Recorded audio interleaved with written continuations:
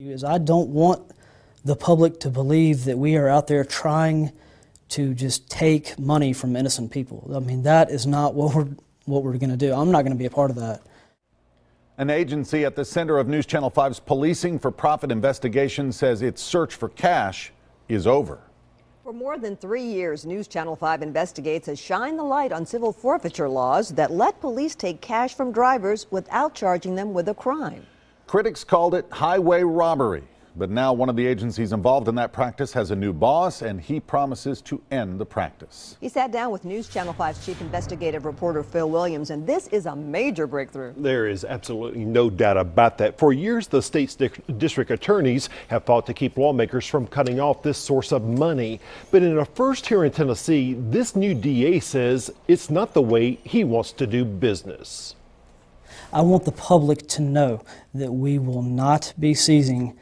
They do not have to be in fear of the 23rd Judicial Drug Task Force seizing their personal property, their cash, their assets. When Reed Crouch was elected DA back in August, he inherited a drug task force that aggressively worked a stretch of I-40 in Dickson County, returning large sums of money, over $5,000 in cash. taking advantage of laws that let them seize cash, often from out-of-state drivers, based on the suspicion that it's drug money, money that the agency got to keep. The way the civil forfeiture law exists, it can be misapplied.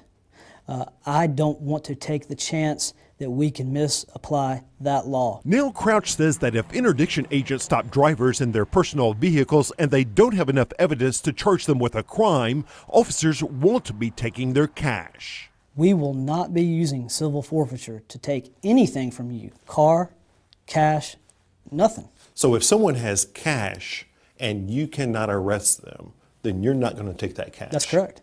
That's a big change. I think so. I mean, I do. The new DA also discovered that the task force was running a $400,000 annual deficit. But instead of pressuring agents to come up with more cash, he's asking area law enforcement agencies to assign officers to work with the team, allowing him to get officers off the task force payroll. My goal is to become an agent-assigned drug task force. I mean, essentially eliminating 90% of a payroll. So there would be no profit motive under what you're talking about? Yeah, if there's no money, no big deal. They just go back and take to their job at the Dixon Police Department, at McEwen Police Department, Cheatham County Sheriff's Department, whatever agency they're assigned from.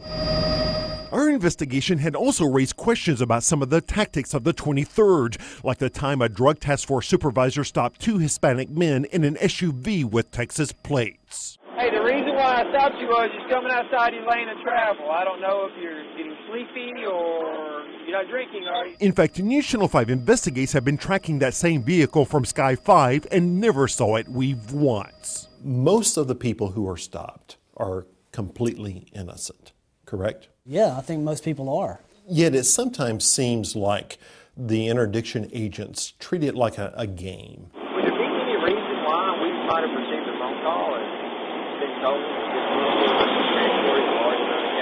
manipulating citizens to see if they can get them to consent to searches. Play it off like he's one of us. Hey man, if you do me a favor, if I get another search out of the way, I get to go where we want. Do you understand how these innocent people must feel when they go through this? I can't personally say I know how they feel. I wouldn't want to be that person.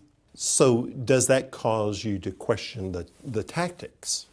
What it causes me to do is to review what has been done in the past and try to be much more specific in our approach to finding drug dealers and drugs. You run your dog. Our investigation also questioned the use of drug dogs to justify searches when drivers refused to give interdiction agents permission to search.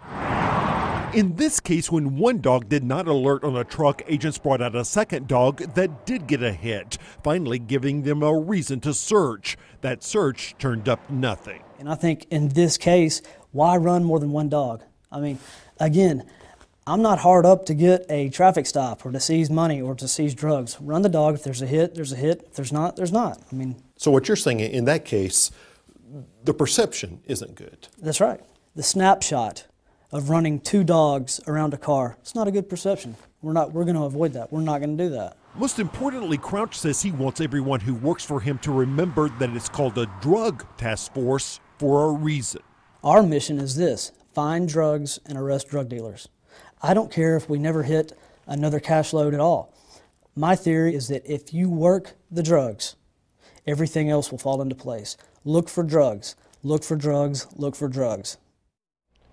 Now, this does not mean that task force agents will never seize cash. If they find a big haul hidden in a tractor trailer, for example, they'll still take that. Or if they catch a person in a car with a large sum of money that they can link to the drug trade, they'll arrest that person, take the cash, and then let the judge decide what to do with it after the criminal case is over. And that's the important part here. Think there'll be a domino effect here that maybe other Tennessee agencies will follow suit? Well, the general is already working on a plan to merge his task force with another agency called DICE that works that same stretch of interstate. And if that happens, that would put them under the exact same policies. And what about lawmakers? Will this affect that debate? Well, if you ask General Crouch, he certainly hopes it will. All right. Thanks so much, Phil. Thanks, Phil.